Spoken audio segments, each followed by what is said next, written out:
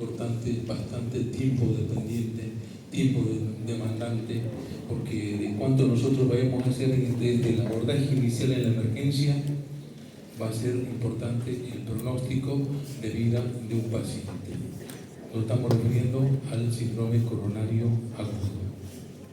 Ojo, el tiempo es muy rudo, el tiempo es corazón. Cuanto más antes reconozcamos esa patología, más chance va a tener de sobrevivir el paciente, más chance de tener mejores condiciones de vida. ¿Sí? Entonces, describo un poco lo que es el síndrome coronario agudo, un conjunto de síntomas y signos que expresan sin duda alguna isquemia miocárdica, necrosis del tejido miocárdico, necrosis del corazón, ¿sí? Y entre las causas más importantes tenemos la ruptura de la placa, que puede ser el tipo de la angina inestable, el infarto agudo miocardio con ST elevación, sin elevación de ST. En la clasificación según la causa vemos de que la ruptura y la erosión de la placa es la más frecuentes, puede haber un tipo 2 que se refiere al desequilibrio de oxígeno, o sea, oferta y demanda de oxígeno sin que esté mediando placa ni esté mediando trombo, ¿sí? Tercer tipo, la muerte súbita, que por lo general, como sabemos, es una patología estructural, hipertrófica en deportistas, arritmogénica, en el caso del Kun Agüero, ¿verdad? Y el tipo 4, que es el post-instrumentación coronaria percutánea, cuando se está haciendo el diagnóstico y el tratamiento para resolver un IAM. Quinto tipo, post-cirugía de revascularización miocárdica a través del bypass. ¿Qué es importante para nuestro abordaje inicial desde la emergencia, desde el triage? Todos conocemos lo que es triage, ¿verdad? ¿Quiénes tienen que hacer triage? ¿Quién hace? ¿Médico, enfermera, personal paramédico? ¿Quién hace? Enfermera, ¿sí? Capacitada, entrenada. Esta exposición va dirigida para que estemos convencidos una vez más de que el trabajo en equipo es fundamental, lo es todo en beneficio del paciente, ¿sí? No hay exclusividad del médico. Una enfermera entrenada, capacitada, va a saber de qué se trata y qué prioridad va a asignar a este paciente, en este caso es prioridad 1. Prioridad 1. Este paciente va a ir a la central que tengamos nosotros, la camilla central, y se le hará lo que llamamos vía oxígeno monitor a todo paciente que consideremos grave, consideremos crítico, consideremos que tenga en este caso un posible infarto. Sobre el paciente con dolor torácico, ¿qué debemos evaluar rápidamente? Acá según pertenencia del color verde, amarillo y en sí rojo, que va el origen del dolor. Cuando es un dolor de origen no cardíaco, es un dolor que tiene la característica de ser agudo, ser pasajero, cambiante, de agudizarse con la inspiración profunda, ¿sí? Con cambio de posición, ¿sí? Ponemos amarillo si es un dolor que está al lado izquierdo, es persistente, puede ser punzante, punitivo, desgarrante o también urente. Pero vamos a la parte más importante, que es el posible origen cardíaco. El paciente le va a decir que es el dolor de su vida. Es un dolor que le provoca ansiedad, disnea, sed de aire, que jamás tuvo ese dolor. Se pone pálido, sudoroso, frío. Doctor, siento la pata de un elefante en mi pecho. No puedo respirar, doctor. Posiblemente un origen cardíaco. ¿Sí? El retroesternal, irradiado hacia el cuello, hacia el hombro, hacia el brazo izquierdo o hacia el posterior, ¿sí? Después evaluamos los signos vitales y la recomendación cabal en la emergencia que nosotros a los 10 minutos de llegado el paciente a nuestra sala ya tendría que tener un electrocardiograma realizado. Se hacen los dosajes de las troponinas que nos van a ayudar con el diagnóstico, se hace a 2 series, ¿verdad? Cada 3 horas, y si corresponde, según el contexto clínico, pediremos una placa radiográfica de tórax del paciente, ¿sí?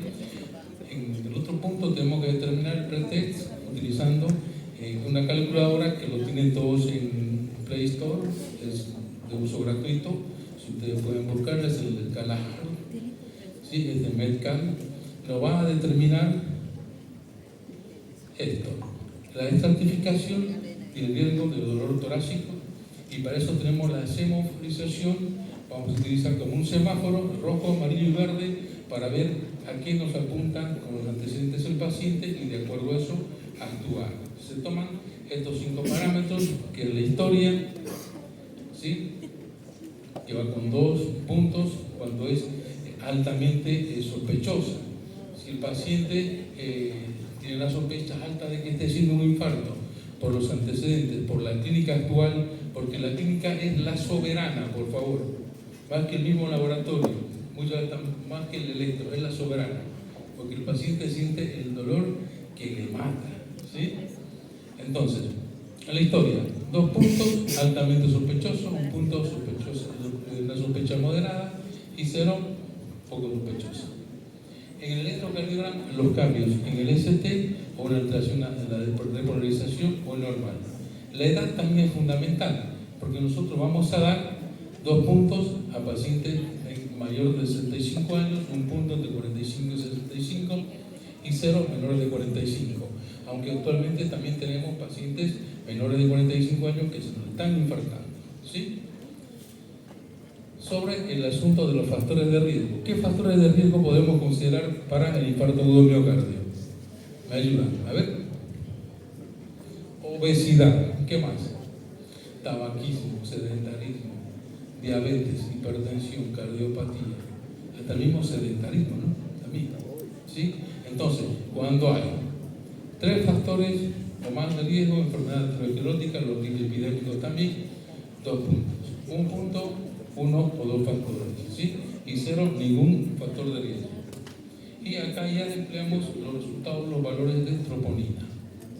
Es importante que tengamos este laboratorio para poder completar este score, esta escala, y ayudar mejor a los pacientes. 6 o más puntos, rojo, alto riesgo, 4, 6, riesgo moderado, y menos de 4, bajo riesgo, que nos va a permitir ver el destino del paciente, que es lo que se hace realmente en la sala de emergencias. Si ese paciente va a cinecoronografía, va a stent, va a cirugía, va a terapia o va a la casa, se interna. Por eso utilizamos estos scores. Es lo que decíamos de la escala Hertz, para eso nos sirve. Acá tienen, no sé si puede dar al link que está ahí, por favor. Si salta.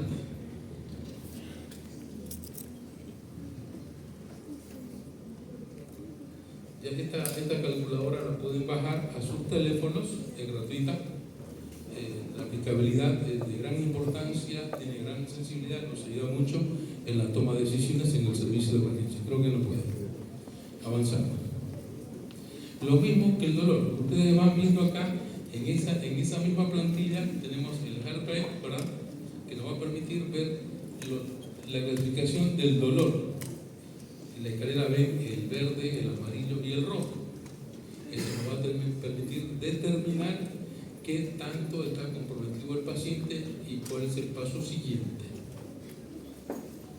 Si hay un riesgo intermedio, hagamos una interconsulta con cardiología y ellos ya decidirán hacerle la angiotomografía coronaria o un equivalente de estrés, ¿verdad?, o un estudio tomográfico con contraste que nos va a permitir ver la intensidad del daño de las arterias coronarias para decidir si se hace o no, entra o no un alto riesgo, que ya se interna, y se hace una cinecoronografía del rescate con los stents.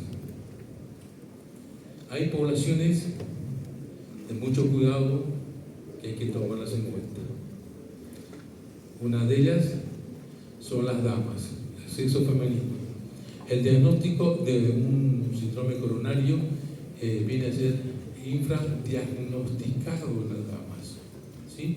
Por eso que se insiste de que se busque alguna posible relación cardiológica, una patología cardiológica, se haga una buena anamnesis, se dirija sobre todo a los equivalentes anginosos. ¿En qué circunstancias se desencadenó todo este cuadro? Si es la primera vez, si relaciona con alguna actividad, con algún esfuerzo, con un alimento, para pormenorizar el detalle y que no se nos pase por alto, ¿sí? Otra población muy susceptible también a que hagamos infradiagnóstico crítico son los pacientes de la tercera edad, pacientes ancianos, ¿sí?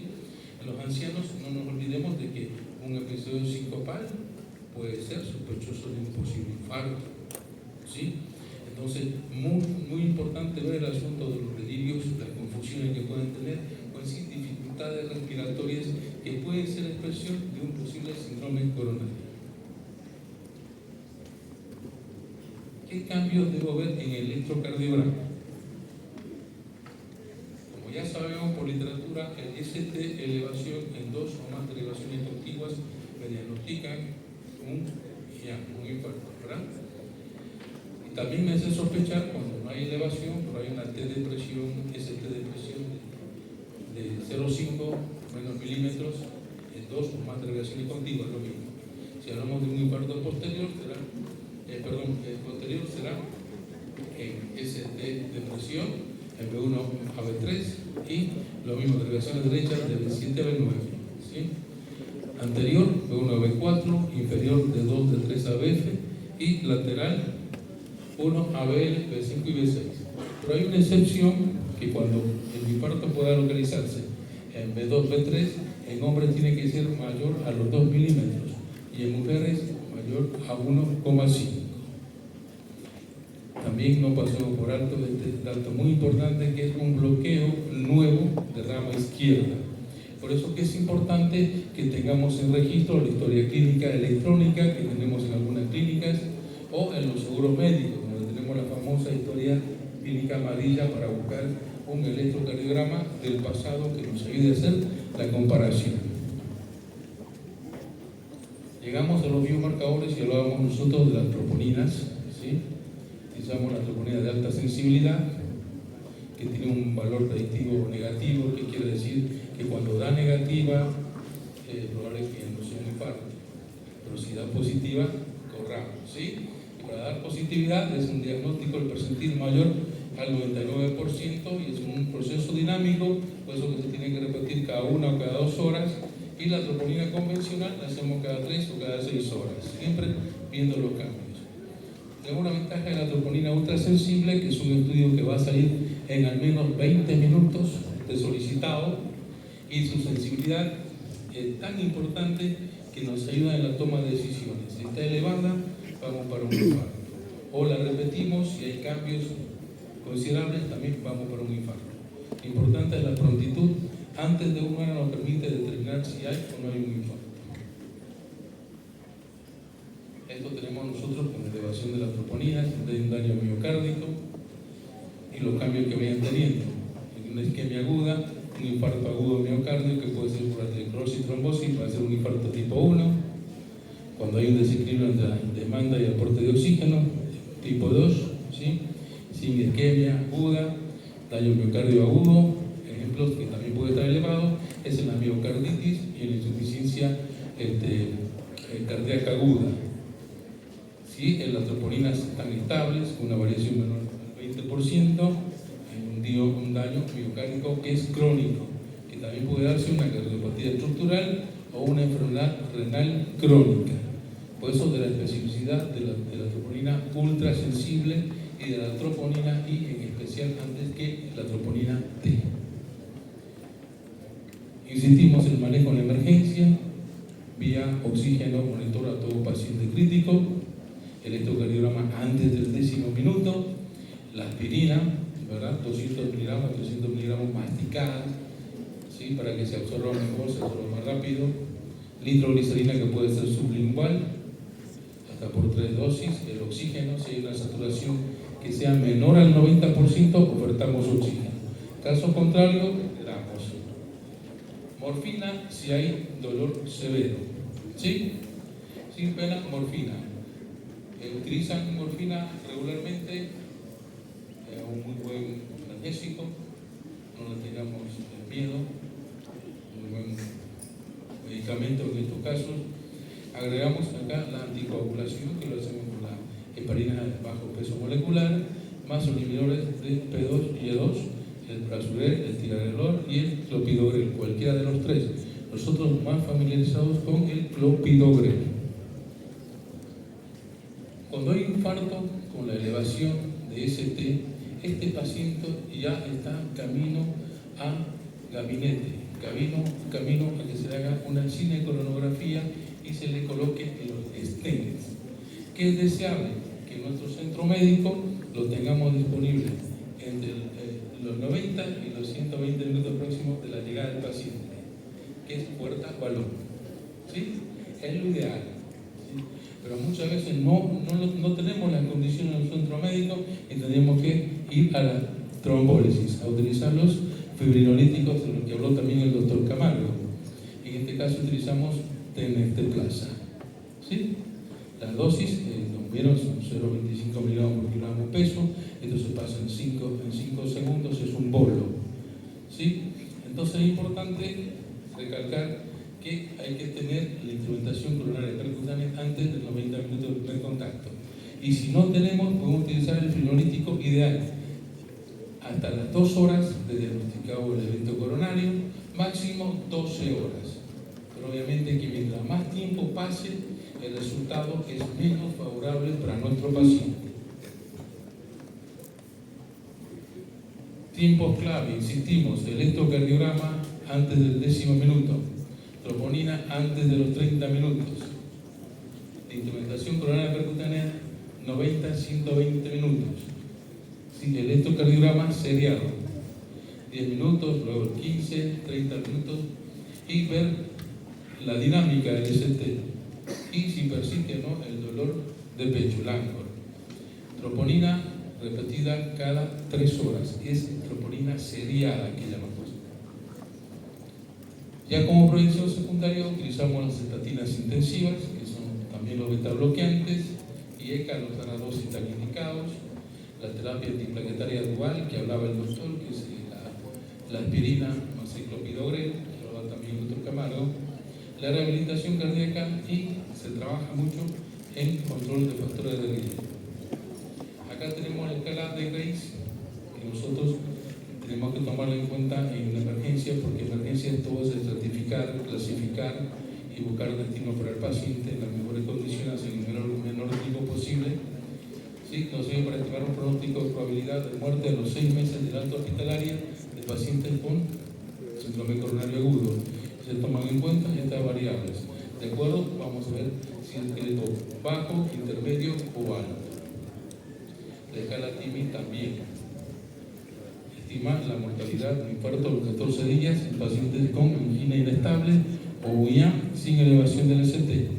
Lo mismo, riesgo bajo, menos 3%, 3 a 4 puntos de riesgo intermedio y riesgo alto, 12 a 19% de mortalidad. En conclusión, la aproximación al paciente con un posible síndrome coronario comienza en el triaje, el abordaje cabal por médico y enfermera, un equipo multidisciplinario con cardiólogos intensivistas, cardiólogos hemodinamistas, van a llevar a una mejor resolución del caso. ¿Sí? Entonces, cuando se ve un electrocardiograma con esa elevación, se ve un paciente con clínica, la clínica, la soberana, clara, hay que activar de emergencia el gabinete de hemodinamia, ¿sí? Para minimizar ese tipo puerta-balón que debería darse en estos pacientes para darles mejores chances. Acá tenemos un resumen de todo lo que hemos conversado, ¿sí? Desde que ingresa el paciente con un dolor de pecho, la característica que tiene el dolor, ¿sí? Que sospechamos que es de origen cardíaco, lo que nosotros realizamos en 10 minutos, esto que podemos ver acá, oxígeno, vía periférica, corta, gruesa, la monitorización multiparamétrica, el electrocardiograma seriado, como estamos hablando, una placa de tórax, los laboratorios con enzimas cardíacas y la base, ¿verdad? Historia clínica y examen físico que está dirigido a la patología que es motivo de consulta. ¿Sí? Entonces, cuando hay un infarto agudo miocardio con esa elevación, activamos hemodinamia de urgencia. Entonces, directamente va al gabinete. Y si hay un infarto agudo sin elevación del segmento ST, reevaluamos cambios en el electro, volvemos a seriar troponinas, vemos el estado hemodinámico y valoramos el dolor. estos pacientes de todas maneras se internan, vaya sea cardiología, unidad de dolor torácico o una unidad de terapia intensiva. ¿Sí? Ya el cardiólogo verá de tomar la angiotomografía coronaria, una ecocardiografía Doppler y en fin. ¿Sí?